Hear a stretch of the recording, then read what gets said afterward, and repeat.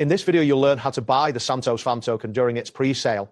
By following these steps, you will successfully navigate the process of participating in the token sale on the Binance platform. Begin by opening your web browser and navigating to the Binance website. Once there, log into your account using your registered email and password. After logging in, locate the Launchpad or FAM token section on the homepage. This area will provide information on ongoing token sales. Look for the Santos FAM token pre-sale to confirm that it is currently active. It is essential to review any eligibility requirements that may be listed, as FAM token sales can have specific regional restrictions that could affect your ability to participate. Next, ensure that you hold the required assets necessary for participation, such as BNB or another supported token.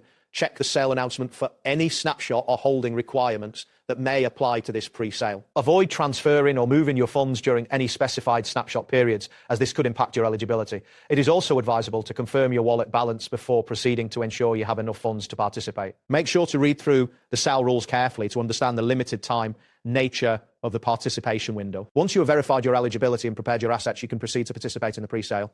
During the active window, follow the prompts to commit the required amount of your chosen asset to the token sale. After submitting your participation, there will be a waiting period while the allocation is calculated. It is important to monitor your wallet during this time for updates on token distribution. Once the allocation details are available, review them carefully to understand how many tokens you have received. After receiving your tokens, you will need to make a decision regarding your next steps.